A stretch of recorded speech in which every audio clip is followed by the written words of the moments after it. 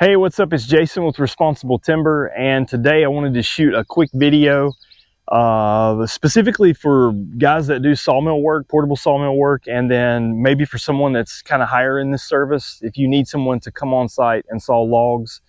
So maybe this will give you some tips to help the guy that's sawing before he gets to your property to actually saw logs. So yeah, just kind of from a client perspective, customer perspective, and then also from a sawmill operator perspective. So just a couple of things I wanted to go through that I like to do before I get to the job, and then when I get to the job. So I do this on every time I go out and saw in the field. These are some of the things that I do. So the first thing for me really is you want to set this sawmill up to where you are going to be very productive and very efficient throughout the day. The last thing you want to do is set this thing up and you're fighting this sawmill, fighting the terrain all day, because it's frustrating, and it does happen just because sometimes you're having to saw in an area that's just not conducive to sawing. But hopefully these tips will help you kind of, prepare for a little bit better experience.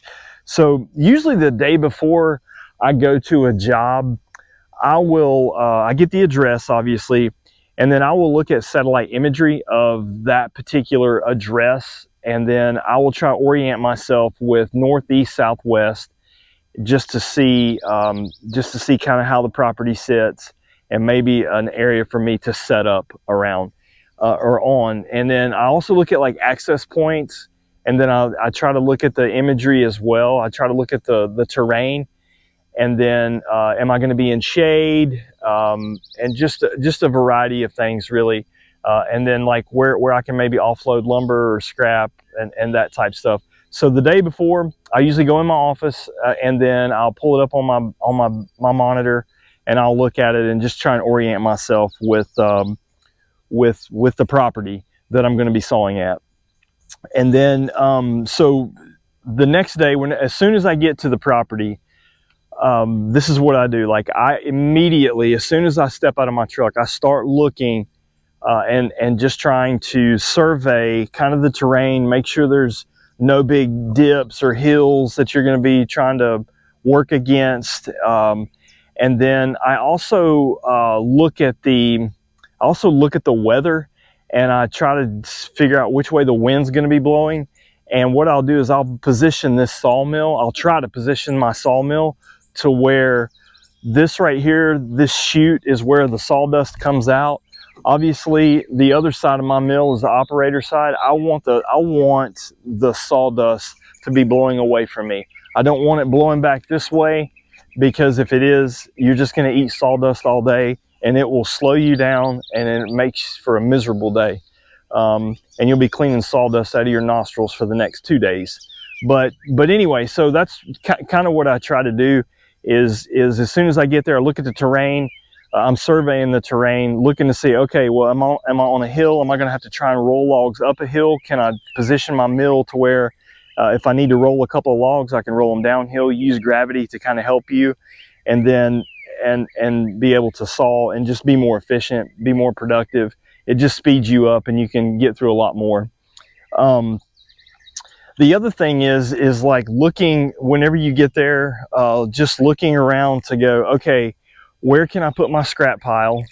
And then where can I stack the lumber? So in this particular situation, like the way I've got my mill set up here right now, so I'm operating the mill from this side. So I'm going to be walking back and forth right here all day, just back and forth. So I can take the scrap, push it off on that side if I need to, or I can take it off the back of the sawmill, and then I can grab the lumber as I'm sawing it and just stack it right behind me.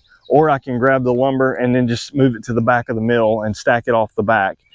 But those are kind of critical things. As soon as I get to a job, I'm looking around, trying to survey. I usually ask the customer, I'm like, hey, what are you looking to do with this lumber, with these logs? What are your goals with the lumber? And then as they're talking, I'm usually listening, but I'm also looking around, surveying, saying, okay, well, what's the best way for me to position this mill? and to make sure I'm not eating sawdust and I'm not fighting gravity. I'm working with gravity to help me maneuver stuff around. And then, like I said, just being able to just stack lumber and deal with the scrap pile. So those are a couple things. The other thing I want to mention too is weather. Rainy, is it going to be raining? And if it is, are you going to be in a mud puddle all day? So sometimes I do have to saw in the rain, and I just want to make sure I'm not like sawing in a swamp. I don't mind a little bit wet, just simply because whenever it's wet and you saw a couple logs, the sawdust, there's usually enough sawdust that it soaks up water pretty good. And if you're sawing all day, you'll have a pile of sawdust. So I usually take a small shovel and just kind of keep spreading it out, and it'll absorb a lot of water. So the sawdust is actually working with you. Getting on site and setting your mill up properly, and just having a good workspace, it's really going to determine how successful you're going to be that day, to be honest with you. And I can't emphasize enough how critical it is to, when you get to a job site, immediately start surveying and figuring out the best way for you to set your mill up so that you're not eating sawdust all day, and so that you're working with gravity and not against gravity. So the other thing from a client perspective, like what you can do before the sawmill operator gets there, is like have the logs cut to length and then limbed, and then kind of sitting in an area where it's easy access for them, and they have enough room to maneuver around that sawmill so that they can stack lumber and then deal with scrap. And because a lot of times then you get on jobs and you'll have to move logs around just to be able to get to them, or you have to cut them to length or limb them. And I understand some people don't have the equipment to do that, but that's okay. But if you can, and you do have the means or the equipment to do it, having the logs prepped and sitting there to where the guy can just start sawing makes a world of difference. It just creates just a much better, quicker environment for him to saw in, and he just has a lot more success that day. So and it minimizes frustration, like I said. So you don't want to pay for somebody running a chainsaw all day, cutting logs and cutting limbs. You've hired them to run that sawmill, really.